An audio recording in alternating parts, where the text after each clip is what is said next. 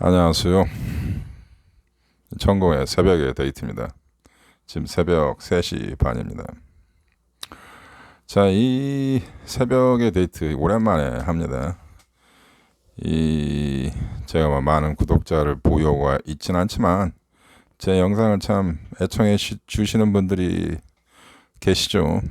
제가 요즘 영상을 많이 업로드를 못해서 요즘 시청률이 좀 저조한 거 알고 있습니다. 제가 굉장히 죄송하게 생각하고 있고요. 그래도 끊임없이 또 새로 들어오신 분 중에서 제 영상을 봐주시고 계신 분들이 있다는 점이 참, 그리고 나름 고무적으로 제가 보고 있습니다. 자, 아무리 작은 커뮤니티라도 서로의 마음이 통하고 어떠한 주제나 어떠한 현상에 대해서 비슷한 생각을 공유하고 있다는 거, 그 중요한 거 아니겠습니까? 그래서 한 분이 보시든 뭐 몇만 명이 보시든, 자, 그건 하여튼 어떤 숫자를 떠나서 자, 이런 생각을 공유할 수 있다는 걸 좀 기쁘게 생각합니다. 자, 시작을 하겠습니다. 아시다시피 천궁의 새벽의 데이트라는 것은 그냥 저의 자유로운 이야기를 하는 그러한 공간입니다. 뭐 소위 말하는 이 시그마 천궁에서 얘기하는 이 남성에 관한 주제 이야기 말고 다른 여러 가지 사회적인 이슈, 심지어는 정치적인 이야기도 제가 한 적이 몇 번 있었죠. 자, 그런 시간입니다. 그래서 호불호가 강한 영상이니까 원하시지 않는 분은 안 보셔도 됩니다. 그러나 좋아하시는 분들은 꽤 있습니다. 자, 제가 어떤 얘기를 하고 싶으냐면, 이런 얘기를 옛날부터 하고 싶었는데, 제가 살고 있는 도시에 제가 경찰서 통역 요원입니다. 자, 이 통역 요원이라는 것이 무슨 말이냐? 영화 보시면은 가끔 외국인 범죄자들 뭐 그런 것을 통역을 하는 그 통역관 있지 않습니까? 경찰서에. 뭐 그런 일을 제가 가끔 합니다. 근데 한 작년인가 그랬을 거예요. 어떤 일이 있었냐면 참 굉장히 인상적인 사건이 하나 있었는데, 이 사람이 외국인 불법 체류자입니다. 정확히 어떤 나라에서 왔냐면 시리아에서 온 사람입니다. 근데 저는 여러분 알다시피 미국에서 캘리포니아에서 20년을 살지 않았습니까? 이 캘리포니아라는 나라가 뭐 나라죠, 주가 나라니까 수많은 인종들이 다양히 섞여서 사는 굉장히 독특한 커뮤니티입니다. 특히 남쪽 캘리포니아가, 이 북쪽 캘리포니아와 남쪽 캘리포니아는 문화적인 그 특색이 굉장히 뚜렷합니다. 그래서 같은 캘리포니아라도 굉장히 사이가 좀 좋지 않습니다. 문화적으로 그런 게 있습니다. 그래서 야구할 때 LA 다저스와 샌프란시스코 경기를 할 때 상당히 치열하죠. 그런 게 있습니다. 자, 제가 그쪽 서든 캘리포니아 살면서 느꼈던 게 뭐냐, 제가 자동차 홀세를 했습니다. 20대 초반에 굉장히 어린 나이에 터프한 비즈니스를 제가 했죠. 중고차를 경매장에서 사서 다른 경매장에 팔기도 하고, 중고차를 경매장에 사서 일반 사람한테 팔기도 하고, 또 일반 사람한테 차를 사서 경매장에 팔기도 하고, 제가 그런 일을 나이 어린 나이에 했습니다. 예를 들면 차 한 대나 그 당시에 내가 많이 경매장에서 우리가 거래했던 차가 닛산에서 나온 닛산 Q45라는 차가 있었어요. 인피니티죠. 인피니티 Q45. 그 당시 90년대 초반에 상당히 인기가 있었던 고급 럭셔리 차인데, 이 차가 그 당시 돈으로 2만 불을 주고 한 대를 삽니다. 이 차를 사가지고 한 대를 사는 게 아니라 10대를 삽니다. 뭐 제 돈으로 사는 게 아니도 뭐 투자자의 돈으로 가지고 사죠. 10대를 사 20만 불이죠. 이 차 10대를 가지고 샌프란시스코 경매장에서 팔면 2만 5천 불에 팔 수가 있어요. 어쨌든 2만 2천 불. 그러면 한 대당 2천 불이 남죠. 그럼 이게 한 대당 200만 원, 300만 원 돈을 버는 거죠. 그리고 일주일에 꽤 많은 돈을 벌죠. 뭐 이렇게 해서 투자자하고 나눠 갖고 뭐 이런 식이었습니다. 그렇게 쏠쏠했는데 제가 이 직업을 굉장히 좀 싫어했습니다. 왜 싫어했냐? 그 일을 하려면은 그 자동차 중고 자동차에서 상당한 어떤 그 세력을 발휘하는 그 정치적인 권력이죠. 세력을 발휘하는 세력들이 있습니다. 이게 무슨 그 이권을 다루는 그 세력들이 반드시 나타나게 되어 있습니다. 예를 들면 옛날에 미국에는 시카고 아니고 미국의 부둣가에서 노동을 하는 그 항만 노동자 조합이라는 게 있었습니다. 미국의 1930년대. 그러면 이 노동자들 조합 있으면은 그 조합을 운영하는 조합장 이런 사람들, 노조위원장 이런 사람들이 마피아였습니다. 그 당시. 그래서 가장 유명한 사람이 그 하빠란 사람이죠. 이런 거 같이 우리나라도 지금 민노총이라는 게 있지 않습니까? 거의 뭐 일종의 정치 깡패 같은 그런 실력을 행사하는 무리들이죠. 자, 이런 거와 같이 이 자동차 시장도 어떤 사람들이 이 자동차에서 중고차 시세를 결정할 만큼의 어떤 강력한 그 정치적인 권력을 갖고 있냐? 아랍 사람들입니다. 그러니까 예를 들면 요르단, 시리아, 사우디아라비아, 이집트 옆에 있는 나라가 그 모로코 이런 중동 사람들 있지 않습니까? 모래바라는 사람들. 우리는 그들을 속어로 카멜자키라고 부릅니다. 카멜이라는 것은 낙타라는 의미고 자키라는 것은 기술을 의미하죠. 낙타 타고 다니는 인간들이라 해서 우리가 그들을 카멜자키라고 부릅니다. 일종의 인종차별적 용어죠. 이태리 사람들 우리는 와비라고 부릅니다. 그리고 베트남 사람들 우리가 국이라고 부릅니다. 다행히도 한국 사람들은 그런 속어가 없어요. 뭐 김치 정도는 되겠는데 하여튼 서든 캘리포니아를 살면은 이러한 다양한 인종이 살기 때문에 이 인종에 대한 비속어들이 아주 재밌습니다. 이 소리 말하는 이 모래바람, 이 낙타 기수들, 카멜자키들이 중동 사람들이 이 중고차 시장을 완전히 장악을 했기 때문에 이들하고 거래를 할 수밖에 없어요. 차를 중고차 하나를 사서 마땅히 팔 데가 없으면 결국에는 이들이 운영하는 홀세일 업체한테 가서 이 차를 이제 치워야 하는 거야. 차를 잘못 샀거나 뭐 이랬을 때.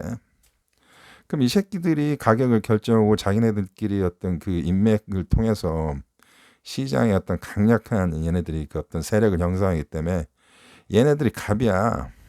그래도 얘네 많은 돈을 가지고 있어요. 근데 얘네들이 굉장히 아침에 한 말 저녁에 들리고 금방 한 말 5분 지나서 말이 틀려지고 어떤 사람에 대한 어떤 신빙성이 없습니다. 이게 그 장사를 하려면 어느 정도 장사하는 사람들끼리 신용이라는 게 존재하지 않습니까? 이 사람들은 그런 게 없습니다. 재밌는 얘기가 하나 있는데 우리나라 한국이나 대만이나 싱가포르, 일본 이런 나라들이 급격하게 경제 성장을 해서 선진국 진열에 들어간 이유가 있다고 합니다. 인류학자나 사회학자들이 연구한 건데 그 이유는 그들의 문화가 핵심적인 축이었다. 그러니까 한국이라는 나라가 이렇게 급속하게 경제 대국이 된 이유는 한국이 가지고 있는 독특한 문화 때문이죠. 그것은 유교입니다. 유교의 어떤 위대함이죠. 유교는 공동체와 사회 결속, 그 다음에 가정 중심주의, 교육을 중시하고 인간과 인간 사이의 유대 관계와 의리, 덕, 인 이런 것을 강조하는 어떤 학문이거나 종교 아닙니까? 학문이죠. 이러한 문화 사상이 기반이 되었기 때문에 거래를 할 때 믿음과 신용과 뭐 이런 것들이 있습니다. 그리고 상하 구조 간에 있어서 그 매우 효율적인 결속력과 어떤 그 시너지를 발휘하죠. 그래서 그러나 이 중동 국가에서는 이런 유교 사상이라는 게 없습니다. 이 사람들은 그 굉장히 험난하고 그 황폐한 그러한 자연 환경에서 살아야하기 때문에 이 사람들 그 습성이 상당히 야만적입니다. 생존을 위해서는 그 철저한 그 양육강식이라고 할지 그런 어떤 정글적인 이론이 통하는 민족이기 때문에 의리, 신용 이런 거 없습니다. 그래서 이들과 장사를 할 때 내가 너무 힘들어서 그것을 제가 20대 후반에 그만두고 대학에 들어가서 다시 공부를 시작한 겁니다.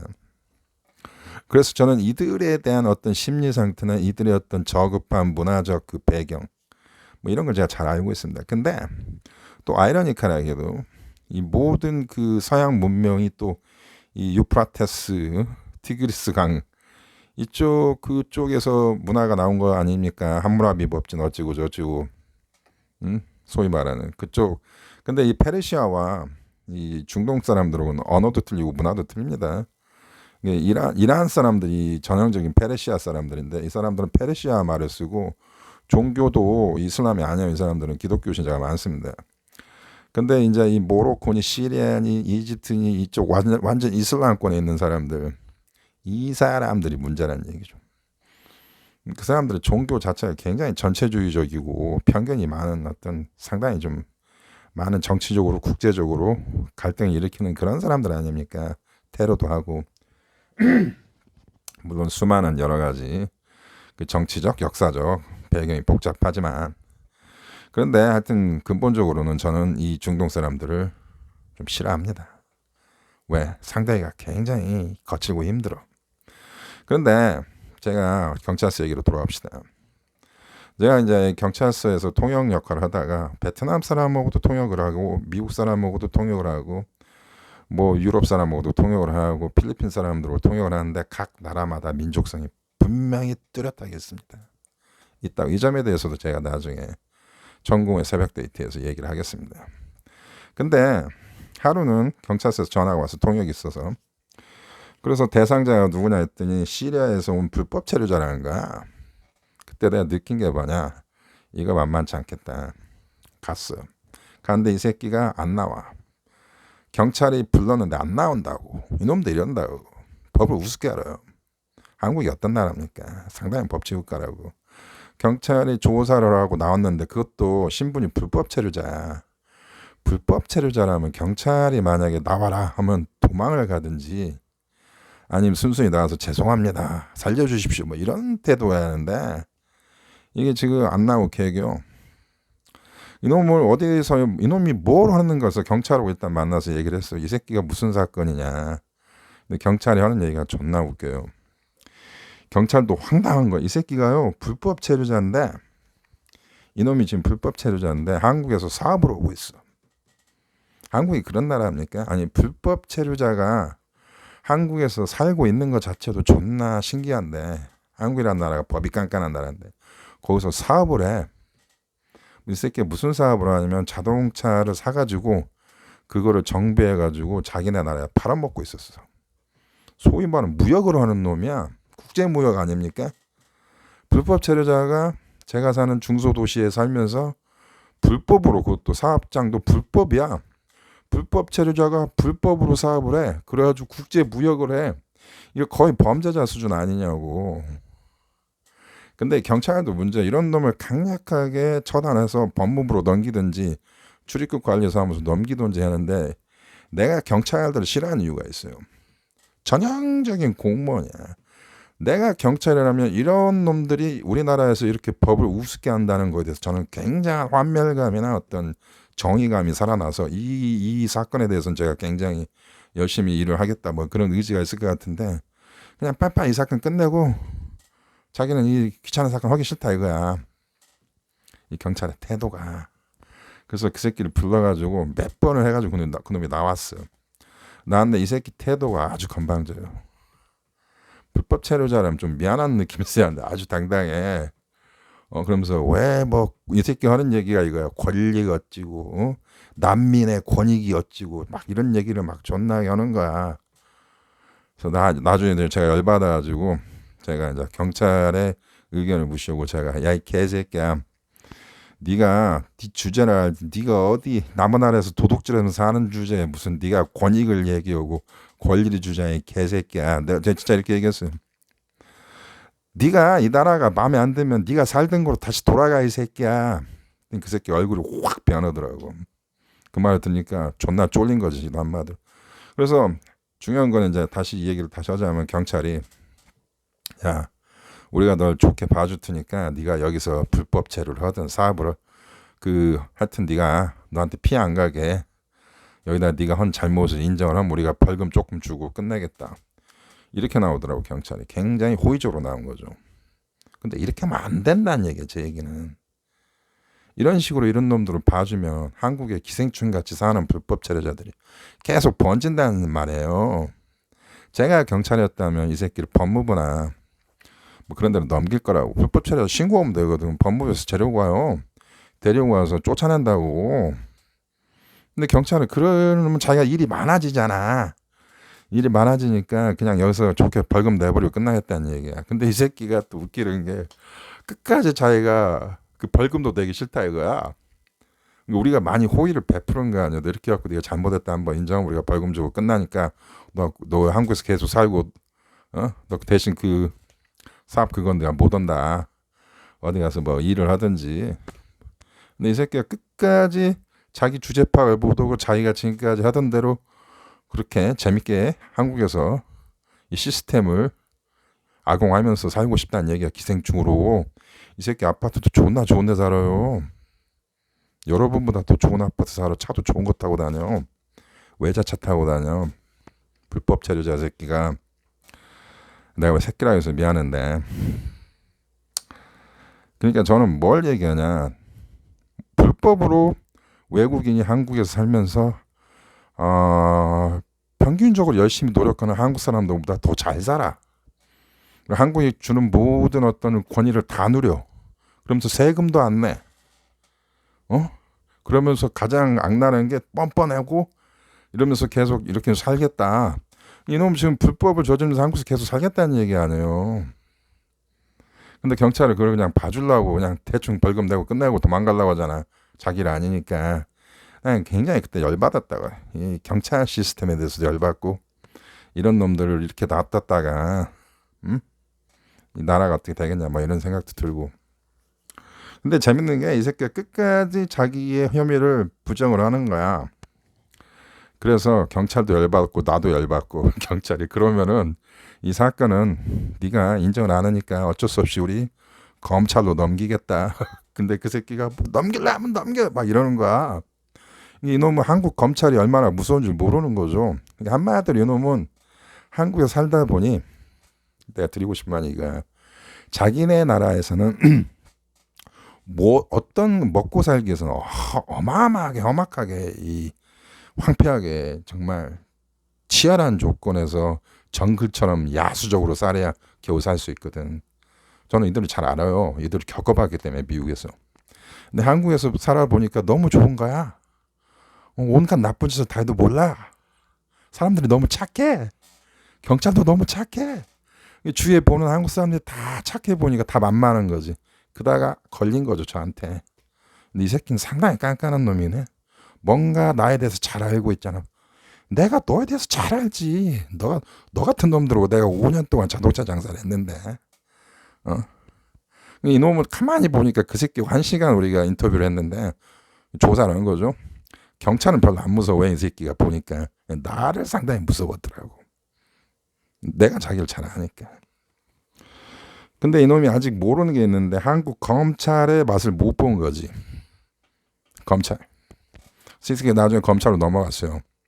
그리고 나중에 궁금해서 제가 출입국관리사무소에 제가 아는 친구도 있고 알아봐서 이 새끼 이름을 내가 기억했어. 알고 봤더니 검찰에서는 법무부로 바로 넘겼고 법무부에서는 이 새끼를 바로 추방시켰습니다. 이 사건이야. 정치 얘기는 하고 싶지 않은데 한국의 검찰이 이 정도의 능력이 있다. 이 정도의 공정한 수사를 한다 이겁니다. 그래서 소위 말하는 검수완박이다 보다. 이 검찰의 어떤 수사권을 뭐 방해하는 그 어떤 정치적인 그 어떤 압박. 이거는 전반적으로 우리가 손해보는 법입니다. 이런 사례가 있습니다. 만약에 검찰이 수사권이 약해지면 뭐 이 불법 체류자 이 새끼가 만약에 마약 수사를 마약을 파는 놈이다. 뭐 여러 가지. 검찰이 만약에 이 수사가 능력이 제한이 되면 모르겠어요. 저 법은 저 완벽하게 잘 모르기 때문에 이렇게 결과적으로 우리가 손해를 볼 수 있다는 얘기죠. 저는 어떤 특정한 정당, 어떤 특정한 정치 세력을 제가 옹호하려고 이 방송을 하는 게 아닙니다. 저는 실제로 제가 경험한 거 얘기하는 거예요. 검찰이 들어가니까 이런 놈들이 처단이 된다 이거지. 경찰 새끼들 일 안 하잖아. 이런 식이잖아. 하여튼 오늘 여기까지 이야기하겠습니다. 감사합니다.